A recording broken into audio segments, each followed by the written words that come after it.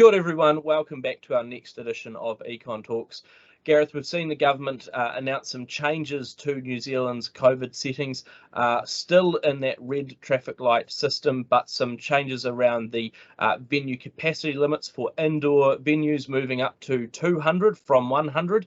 Still at hospitality, you've got to be seated and single serve, but you now do have a greater number of people that might be able to come in. At the same time, in a few weeks, we're expecting to see the end of both effectively vaccine passes and QR code scanning, of course, being able to bring them back in if we need them and businesses able to keep going with them, but that high requirement around the mandates and similar being moved away and limited back to a sort of a much more narrow scope. And then, of course, the complete reopening really of outdoor festivals and sports games and other outdoor options. Seems like New Zealanders will be keen to get back to maybe a Super Rugby match or the cricket at some stage, which is quite exciting. All of that, though, continuing to still see some limitations on just how much people are going out and about.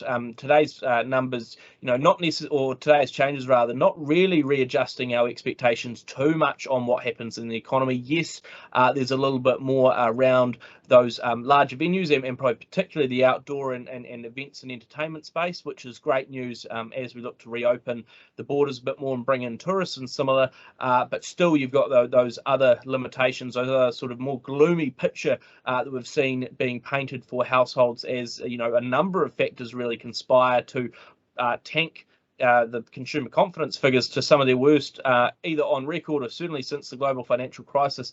I mean, what else are we seeing there when it comes to household sentiment and just how upbeat or not, families are going to be here in New Zealand?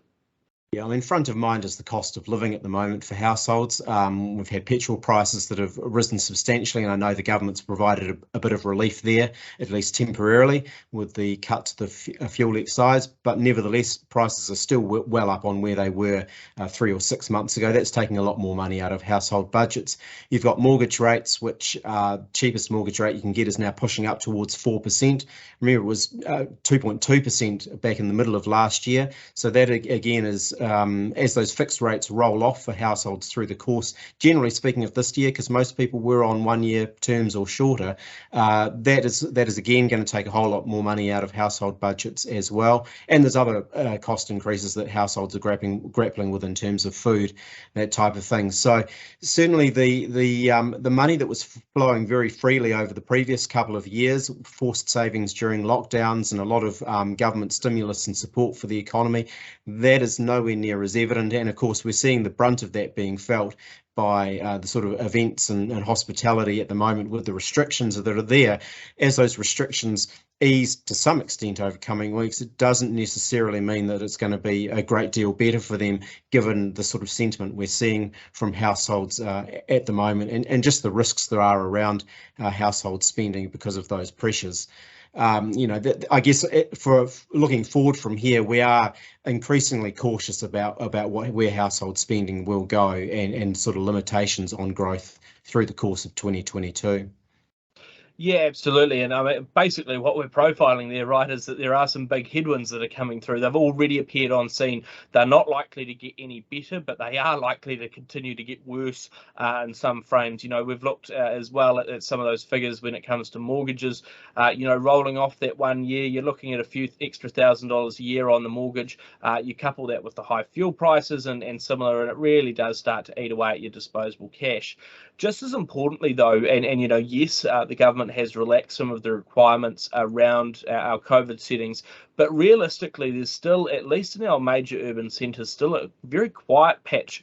People aren't coming out and about as much. We know that a lot of people are still working from home. We know that also case numbers of COVID-19 are peaking across the country in various stages. But my big concern is just how quickly we might come out of what has become an effective sort of de facto lockdown. People are limiting just how much they go out and about, which I think is completely fair. that's how New Zealanders are thinking about their risk tolerance and the profile of what they might be exposed to. But I guess what's interesting is we have seen across the world that sort of expectation that things come back towards normal. I know we've looked at restaurant bookings and similar across the world. By the end of February, they were basically well back to normal, sort of 2019 levels. But you get the feeling in New Zealand, or certainly the worry, that at the moment we do have, yes, peaking numbers. But I don't get a good sense yet of whether New Zealanders will actually be willing to go out and about on the other side of the peak. Effectively, what number per day do you get to of COVID cases that everyone who's sitting at home going, I don't want to catch COVID, immediately goes, actually, nah, now's fine, I'll get out and about. And so I think there's a sort of an overriding risk alongside all of the others that you've laid out there, Gareth, that, it does take longer for us to unlock, that New Zealand's sort of psyche has shifted and sits behind other nations who have had greater levels of COVID, because New Zealand hasn't. I certainly do get the feeling in some parts that we are a lot more resistant to unlocking. Now, I'm not saying that's good, bad, or otherwise, but from an economic perspective, it has big ramifications if New Zealanders are not willing to go out and about as much. Just a very short final question for you, I guess, Gareth, here. I mean, what is that sort of view of how that might go? But how do you sort of see the balance of those risks in terms of people being willing or not to go out? Look, I think the question, like you say, is where do those case numbers get to? And at the moment, we're sitting at around 20,000 a day. If we tail back to 5,000, that will probably be sufficient for some people to get out there.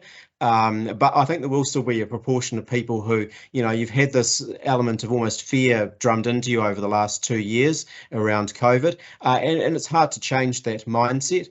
You've also had the inconvenience of not being able to really plan anything with any surety. And if you are thinking of planning a holiday, you'll probably be cautious about going out in a couple of weeks before that, because you want to still be able to get that holiday in and not sort of catch COVID in the week before it. So I think there is a lingering sort of sense of caution amongst people. It's hard to quantify and hard to say exactly how many people will be fitting in that boat, but it is going to continue to be a bit of a drag, I think, on behaviour and on outcomes through the course of this year. Probably hard to disentangle from the other factors that are negatively affecting household sentiment and likely to flow through into spending, but certainly worth bearing in mind.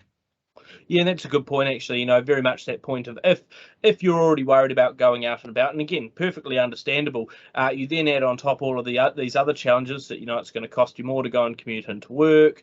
It's going to cost you more if you go out and about and have a meal at the restaurant. Inflation's high, money's tight. Actually, it becomes a pretty simple option to stick around home a lot more. So again, that sort of shift could well be enduring, both in terms of the work from home, but also just how closely households might watch their bottom line and their budget. We'll assess how that goes, whether or not we see sort of a big reopening in the end of a de facto lockdown, or if New Zealand does sort of change towards a bit more staying with that higher level of risk for a while longer, on one of our future editions of Econ Talks.